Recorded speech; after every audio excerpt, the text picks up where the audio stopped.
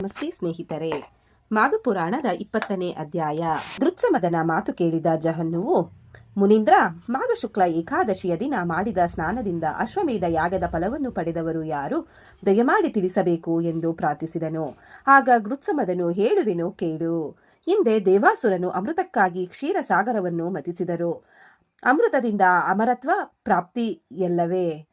ಮಂದಾರ ಪರ್ವತವನ್ನು ಕಡೆಗೋಲನ್ನಾಗಿಯೂ ವಾಸುಕಿ ಎಂಬ ಸರ್ಪವನ್ನು ಅಗ್ಗವನ್ನಾಗಿಯೂ ಮಾಡಿಕೊಂಡರು. ಮತನ ಆರಂಭವಾಯಿತು. ಆ ಮತನ ಕಾಲದಲ್ಲಿ ಒಂದೊಂದೇ ವಸ್ತುಗಳು ಉದ್ಭವಿಸತೊಡಗಿದವು.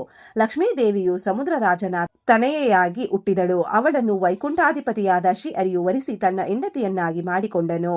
ಬಳಿಕ ಐರಾವತ ಎಂಬ ಆನೆ, ಉಚ್ಚಶ್ರವಸ್ಸು ಎಂಬ ಕುದುರೆ, ಕಾಮಧೇನು ಎಂಬ ಗೋವು, ಕೇಳಿದ್ದನ್ನು ಕೊಡುವಂತಹ ಕಲ್ಪವೃಕ್ಷ ಇವು ಒಂದೊಂದಾಗಿ ಹುಟ್ಟಿದವು. ಇವೆಲ್ಲ ಮಹಾವಿಷ್ಣುವಿನ ಕೃಪೆಯಿಂದ ದೇವೇಂದ್ರನಿಗೆ ಸಿಕ್ಕಿದವು. ಮಂದಾರಗಿರಿಯನ್ನು ತನ್ನ ಬೆನ್ನ ಮೇಲೆ ಶ್ರೀಹರಿಯೇ ಕೂರ್ಮನಾಗಿ ಎತ್ತಿ ಹಿಡಿದಿದ್ದನು. ಕ್ಷಣಕಾಲದಲ್ಲಿ ಎಲ್ಲೆಲ್ಲೂ ಹಾಹಾಕಾರ ಉಂಟಾಯಿತು. ಕಾರಣ ಮತನ ಕಾಲದಲ್ಲಿ ವಿಷದ ಉತ್ಪಾದನೆಯಾಗಿತ್ತು. ಹಾಲಾಹಲವೆಂಬ ವಿಷವು ಭೂಲೋಕವಲ್ಲದೆ ಮೇಲಿನ ಲೋಕಗಳನ್ನೂ ಕೂಡ ಜ್ವಾಲಿಸತೊಡಗಿದವು. ಅಮೃತ ಹುಟ್ಟಬೇಕಾದ ಕಡೆ ವಿಷ ಹುಕ್ಕಿದರೆ ಯಾರು ತಾನೇ ಅಲ್ಲಿದ್ದಾರು? ಕೂಡಲೇ ದಾನವರು, ದೇವತೆಗಳು ಲೋಕರಕ್ಷಕನಾದ ಪರಮೇಶ್ವರನನ್ನು ಬೇಡಿದರು. ಚಂದ್ರಚೂಡ, ಶಿವಶಂಕರ, ಪಾರ್ವತಿ ರಮಣ, ನಿನಗೆ ನಮೋ ಎಂದು ಸ್ತುತಿಸಿ ತಮ್ಮನ್ನೆಲ್ಲ ಈ ವಿಷಜ್ವಾಲೆಯಿಂದ ರಕ್ಷಿಸೆಂದು ಪ್ರಾರ್ಥಿಸಿದರು. ಶಂಕರನು ತಕ್ಷಣ ಪ್ರತ್ಯಕ್ಷನಾಗಿ ವಿಷವನ್ನು ಭಕ್ತರ ರಕ್ಷಣೆಗಾಗಿ ತಾನೇ ನುಂಗಿದನು. ಆದರೆ ವಿಷವನ್ನು ಪೂರ್ತ ಒಳಗೆ ತೆಗೆದುಕೊಳ್ಳದೆ ಕಂಠದಲ್ಲಿಯೇ ನಿಲ್ಲಿಸಿದನು. ಇದರಿಂದ ಅವನಿಗೆ ವಿಷಕಂಠ ಎಂಬ ಹೆಸರು ಉಂಟಾಯಿತು. ದೇವದಾನವರಿಗೆ ಸಮಾಧಾನವಾಯಿತು. ಮತನ ಮುಂದುವರಿಯಿತು. ಸಮುದ್ರವನ್ನು ಕಡೆಯುತ್ತಿದ್ದಂತೆ ಅಮೃತ ಕುಂಭ ದೊರೆಯಿತು. ಪ್ರಪಂಚವೇ ಹೀಗೆ. ಒಂದು ವಸ್ತುವಿಗಾಗಿ ಎಷ್ಟೋ ಜನ ಪ್ರಯತ್ನಿಸುತ್ತಾರೆ. ಆದರೆ ಅದು ದೊರಕಿದಾಗ ತನಗೆ ಬೇಕು, ನನಗೆ ಬೇಕು ಎಂದು ಜಗಳವಾಡುತ್ತಾರೆ. ಇದೀಗ ಕುಂಭವನ್ನು ಅಪಹರಿಸಬೇಕೆಂದು ರಾಕ್ಷಸರು, ದೇವತೆಗಳು ನಿರ್ಧರಿಸಿದರು.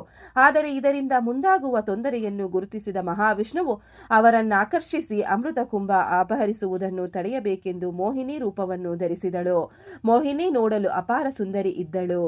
ಅವಳು ಲತೆಯಂತೆ ಬಳುಕುತ್ತಾ ಬಂದಳು. ದೇವಾಸುರರು ಆ ಮೋಹಿನಿಯನ್ನೇ ನೋಡುತ್ತಾ ಮೈಮರೆತು ನಿಂತರು. ಆಗ ಮೋಹಿನಿ ಆ ಅವಕಾಶವನ್ನು ಉಪಯೋಗಿಸಿಕೊಂಡು ದೇವಾಸುರರಿಗೆ ಹೇಳಿದಳು, ದೇವಾಸುರರೇ, ನೀವು ಅಮೃತಕ್ಕಾಗಿ ಬಯಸಿ ಮಂದಾರಗಿರಿಯಿಂದ ಸಮುದ್ರ ಮಥನ ಮಾಡಿದ್ದು ಸಾರ್ಥಕವಾಯಿತು. ಆದರೆ ಅಮೃತವನ್ನು ಸರಿಸಮಾನವಾಗಿ ಹಂಚಿಕೊಂಡು ಸವಿಯಬೇಕಾದದ್ದು ಸರಿಯಷ್ಟೇ. ಆ ಕೆಲಸಕ್ಕೆ ನಿಯೋಜಿಸಲ್ಪಟ್ಟು ನಾನು ಬಂದಿದ್ದೇನೆ. ಆ ಅಮೃತವನ್ನು ನಾನು ನಿಮಗೆ ಸರಿಸಮಾನವಾಗಿ ಹಂಚಿಕೊಡುತ್ತೇನೆ. ನೀವು ಸಾಲಾಗಿ ಕುಳಿತುಕೊಳ್ಳಬೇಕಲ್ಲ ಎಂದಳು. ದೇವಾಸುರರಿಗೆ ಅಮೃತಕ್ಕಿಂತ ಮೋಹಿನಿಯ ಆಕರ್ಷಣೆಯೇ ಹೆಚ್ಚಾಯಿತು. ಅವಳ ನೃತ್ಯ, ಲಾಸ್ಯಗಳು ಮೈಮರೆಸಿದವು. ಮೋಹಿನಿಯ ಮರಳು ಮಾತುಗಳಿಗೆ ಬೆರಗಾಗಿ ಇಬ್ಬರು ಒಂದೊಂದು ಪಕ್ಕ ಕುಳಿತರು. ಮೋಹಿನಿಯ ಕೈಯಲ್ಲಿ ಅಮೃತ ಕುಂಭ. ಅವಳು ಬಳುಕುತ್ತಾ ಬಂದು ದೇವತೆಗಳಿಗೆ ಅಮೃತವನ್ನೆಲ್ಲ ಹಂಚುತ್ತಾ ಇದ್ದಳು. ರಾಕ್ಷಸರಿಗೆ ಹಂಚುವಂತೆ ನಟಿಸಿ ಕೇವಲ ಮರಳು ಮಾತುಗಳನ್ನಾಡಿಸುತ್ತಿದ್ದಳು. ರಾಕ್ಷಸರ ಪೈಕಿ ಮೋಹಿನಿಯು ಮಾಡಬಹುದಾದ ಈ ಅನ್ಯಾಯವನ್ನು ಊಹಿಸಿದ್ದ ರಾಹುಕೇತುಗಳು ತಮಗೆ ಅಮೃತ ಸಿಗದಿದ್ದರೆ ಅಮರತ್ವ ದಕ್ಕದೆಂದು ತಾವು ದೇವತೆಗಳ ರೂಪ ತಾಳಿ ಮೊದಲೇ ದೇವತೆಗಳ ಸಾಲಿನಲ್ಲಿ ಕುಳಿತು ಬಿಟ್ಟಿದ್ದರು. ಆದರೆ ಸಕಲವನ್ನು ಬಲ್ಲ ಮಹಾವಿಷ್ಣುವು ಇದನ್ನು ಗಮನಿಸಿ ಆ ಇಬ್ಬರು ರಾಕ್ಷಸರು ಕುಡಿದಿದ್ದು ಅಮೃತವು ಗಂಟಲಿನಿಂದ ಕೆಳಗಿಳಿಯುವ ಮೊದಲೇ ತನ್ನ ಚಕ್ರದಿಂದ ಅವರ ತಲೆಗಳನ್ನು ಕತ್ತರಿಸಿಬಿಟ್ಟನು. ಈ ಪ್ರಯತ್ನದಲ್ಲಿ ಅಸುರರಿಗೆ ಸೋಲಾಗಿತ್ತು. ನಿರುಪಾಯರಾಗಿ ರಾಕ್ಷಸರು ತಮ್ಮ ಗೃಹಗಳಿಗೆ ಹಿಂದಿರುಗಿದರು. ಬಳಿಕ ಮೋಹಿನಿ ರೂಪ ತಾಳಿ ಬಂದಿದ್ದವನು ಮಹಾವಿಷ್ಣುವು ಎಂಬುದಾಗಿ ತಿಳಿಯಿತು. ರಾಹುಕೇತುಗಳಿಬ್ಬರು ಪರಮಾತ್ಮನ ಬಳಿಗೆ ಬಂದು, ನಮ್ಮದು ಅಪರಾಧವಾಯಿತು. ನಮ್ಮ ತಲೆಗಳು ಕತ್ತರಿಸಲ್ಪಟ್ಟ ಮೇಲೆ ಇತ್ತ ಸಾವೂ ಇಲ್ಲ, ಅತ್ತ ಬದುಕೂ ಇಲ್ಲದಂತಾಗಿದೆ. ನಾವು ಏನನ್ನು ತಿಂದು ಜೀವಿಸುವುದೆಂಬುದನ್ನು ನೀನೇ ಹೇಳಬೇಕು ಸ್ವಾಮಿ ಎಂದು ಪ್ರಾರ್ಥಿಸಿದರು. ಆಗ ಮಹಾವಿಷ್ಣುವು, ರಾಹುಕೇತು, ನೀವು ನವಗ್ರಹಗಳಲ್ಲಿ ಒಬ್ಬೊಬ್ಬರಾಗಿ ಇದ್ದು ಸರದಿಯಂತೆ ಪೌರ್ಣಿಮೆ, ಅಮಾವಾಸ್ಯೆಗಳಂದು ಸೂರ್ಯಚಂದ್ರರನ್ನು ಆಹಾರವಾಗಿ ಸೇವಿಸುತ್ತಾ ಇರಿ. ಅವು ಗ್ರಹಣ ಕಾಲವಾಗಿರುತ್ತವೆ ಎಂದು ಹೇಳಿ ಅಂತರ್ಧನಾದನು. ದೇವತೆಗಳು ಮಹಾವಿಷ್ಣುವಿನ ಕೃಪೆಗೆ ಪಾತ್ರರಾಗಿ ಅಮೃತವನ್ನು ಪಡೆದು ದೇವಲೋಕಕ್ಕೆ ತೆರಳಿದರು.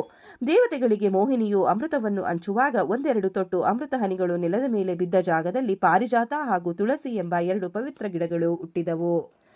ಈ ಗಿಡಗಳನ್ನು ಸತ್ಯಜಿತ್ ಎಂಬ ಶೂದ್ರನೊಬ್ಬನು ಶ್ರದ್ಧೆಯಿಂದ ನೀರೆರೆದು ಬೆಳೆಸುತ್ತಾ ಇದ್ದನು.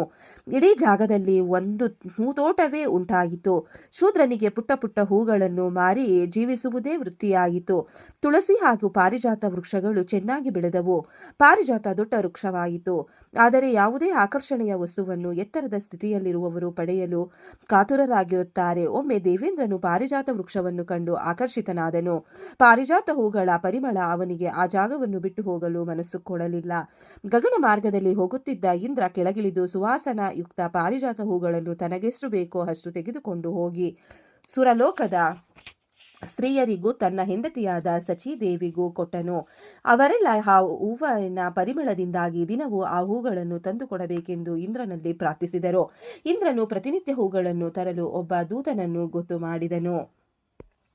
ಇಂದ್ರನಿಂದ ನಿಯೋಜಿತನಾದ ದೂತನು ಪ್ರತಿದಿನವೂ ಭೂಲೋಕದಲ್ಲಿ ಶೂದ್ರನು ಬೆಳೆಸಿದ ತೋಟದಿಂದ ಪಾರಿಜಾತ ಹೂಗಳನ್ನು ಯಾರಿಗೂ ತಿಳಿಯದಂತೆ ಹೊಯ್ದು ಲೇವಲೋಕಕ್ಕೆ ಮುಟ್ಟಿಸುತ್ತಿದ್ದನು. ಇದು ಒಂದು ದಿನ ಶೂದ್ರನಿಗೆ ಗೊತ್ತಾಯಿತು. ಅವನಿಗೆ ಬೇಸರವಾಗಿ ಹೂವುಗಳನ್ನು ಒಯ್ಯುತ್ತಿರುವವನನ್ನು ಹೇಗಾದರೂ ಮಾಡಿ ಪತ್ತೆ ಹಚ್ಚಬೇಕೆಂದು ಒಂದು ದಿನ ತೋಟದಲ್ಲೇ ಯಾರಿಗೂ ತಿಳಿಯದಂತೆ ಕಾಯುತ್ತಾ ಕುಳಿತನು. ದೇವಲೋಕದಿಂದ ಆಗಮಿಸಿದ ದೇವದೂತನು ಆ ದಿನ ಶೂದ್ರನ ಕೈಗೆ ಸಿಕ್ಕಿಬಿದ್ದನು. ಆದರೆ ದೇವದೂತ ತನಗಿದ್ದ ದೇವತಾ ಶಕ್ತಿಯಿಂದ ಗಗನಕ್ಕೆ ಹಾರಿ ಹೋಗಿ ಬೇಗನೆ ದೇವಲೋಕವನ್ನು ಸೇರಿ ದೇವೇಂದ್ರನಿಗೆ ವಿಷಯ ತಿಳಿಸಿದನು. ಆದರೆ ದೇವೇಂದ್ರ ದೂತನಿಗೆ, ದೂತನೇ, ನಿನಗೆ ನನ್ನ ನೆರವಿದೆ. ನೀನು ಎಷ್ಟಾದರೂ ದೇವಲೋಕದವನು. ಮಾನವರಿಗೆ ಅಂಜಬೇಕಿಲ್ಲ. ಗಗನ ಮಾರ್ಗದಲ್ಲಿ ಸಂಚರಿಸುವ ಶಕ್ತಿ ಇರುವುದರಿಂದ ಹೂಗಳನ್ನು ತರುವ ಕೆಲಸ ನಿಲ್ಲಿಸಬೇಡ ಎಂದು ಹೇಳಿ ಕಳುಹಿಸಿಕೊಟ್ಟನು. ದೇವದೂತನು ಹೂಗಳನ್ನು ಅಪಹರಿಸುವುದನ್ನು ಬಿಡಲಿಲ್ಲ. ಇದರಿಂದ ತೋಟಗಾರನಿಗೆ ದುಃಖವಾಯಿತು. ಕಡೆಗೆ ತೋಟಗಾರ ಹೇಗಾದರೂ ಮಾಡಿ ಹೂಗಳ ಅಪಹರಣ ನಿಲ್ಲಿಸಬೇಕೆಂದು ನಿರ್ಧರಿಸಿ ಶ್ರೀಹರಿಪೂಜೆಯ ನಿರ್ಮಾಲಿನ್ಯವನ್ನು ತೋಟದ ಹೊರೆಗೂ ಪಾರಿಜಾತ ವೃಕ್ಷದ ಮೇಲೂ ಚೆಲ್ಲಿದನು. ದೇವದೂತನು ಎಂದಿನಂತೆ ಮರವನ್ನೇರಿ ಹೂಗಳನ್ನು ಕೊಯ್ಯಲು ತೊಡಗಿದ್ದಾಗ ಅವನ ಕಾಲಿಗೆ ನಿರ್ಮಲ್ಯವೂ ಸೋಕಿತು. ಇದು ಒಂದು ದೋಷವಾಗಿ ಅವನಿಗೆ ಗಗನಗಾಮಿ ಶಕ್ತಿಯೂ ಇಲ್ಲವಾಯಿತು. ಅವನೊಬ್ಬ ಮಾನವನಂತೆ ನೆಲದ ಮೇಲೆಯೇ ನಿಲ್ಲಬೇಕಾಯಿತು. ಎದರಿ ಹೋದ ದೇವದೂತನು ತನ್ನನ್ನು ಹಿಡಿಯಲು ಬಂದ ಶೂದ್ರನಿಗೆ, ಅಯ್ಯ ತೋಟಗಾರ, ನಾನು ನನ್ನ ಒಡೆಯನಾದ ದೇವೇಂದ್ರನ ಆಜ್ಞೆಯಂತೆ ನಿನ್ನ ತೋಟದ ಹೂಗಳನ್ನು ಕಿತ್ತು ಒಯ್ಯುತ್ತಿರುವೆನು ಹೊರತು ನನಗಾಗಿಯಲ್ಲ. ನನ್ನಂತಹ ದೇವದೂತನನ್ನು ನೆಲದ ಮೇಲೆಯೇ ಉಳಿಯುವಂತೆ ಮಾಡಿದ ನೀನು ಸಾಮಾನ್ಯನಲ್ಲ ಎಂದು ಹೇಳಿದನು. ತೋಟಗಾರನು ಅದೇ ಅವನಿಗೆ ತಕ್ಕ ಶಿಕ್ಷೆ ಎಂದು ಭಾವಿಸಿ ಅಲ್ಲಿಯೇ ಇರಲು ಬಿಟ್ಟು ಮನೆಗೆ ಹೋದನು. ತೋಟಗಾರ ಹೋದ ಮೇಲೆ ದೇವದೂತನು, ಎಂತಹ ಕೆಲಸವಾಗಿ ಹೋಯಿತು, ದೇವೇಂದ್ರನು ಸಿಟ್ಟಾಗುವನು, ನಾನಂತೂ ಸುರಲೋಕಕ್ಕೆ ಹೋಗಲ್ವಾ ಆಗಿಲ್ಲ ಎಂದು ತೋಟದಲ್ಲಿಯೇ ಉಳಿದನು. ಇತ್ತ ದೇವೇಂದ್ರನಿಗೂ ಹೂಗಳು ಸಕಾಲಕ್ಕೆ ಬರಲಿಲ್ಲ. 3 ದಿನಗಳ ಕಾಲ ಕಾದು ನೋಡಿದನು. ಅವನಿಗೆ ತನ್ನ ದೂತನು ಕಷ್ಟದಲ್ಲಿ ಸಿಕ್ಕಿಬಿದ್ದಿರುವೆನೆನಿಸಿತು. ಬೇಗನೆ ಹೋಗಿ ಕರೆತರಬೇಕೆಂದು ಕೊಂಡನು. ಇಲ್ಲಿಗೆ 20ನೇ ಅಧ್ಯಾಯವು ಮುಕ್ತಾಯಗೊಂಡಿತು. ಈ ಅಧ್ಯಾಯವನ್ನು ಕೇಳಿದವರಿಗೂ ಓದಿದವರಿಗೂ ಶ್ರವಣ ಮಾಡಿದವರಿಗೂ ಆ ಭಗವಂತ ಒಳ್ಳೆಯದನ್ನು ಮಾಡಲಿ. ಓಂ ನಮೋ ಭಗವತೆ ವಾಸುದೇವಾಯ ನಮಃ. ಓಂ ನಮಃ ಶಿವಾಯ. ಧನ್ಯವಾದಗಳು ಸ್ನೇಹಿತರೆ. ವಿಡಿಯೋ ನೋಡಿಕ್ಕೆ ಎಲ್ಲರಿಗೂ ಧನ್ಯವಾದಗಳು. ನಿಮಗೆ ಈ ವಿಡಿಯೋ ಇಷ್ಟ ಆಗಿದ್ರೆ ಪ್ಲೀಸ್ ಒಂದು ಲೈಕ್ ಮಾಡಿ.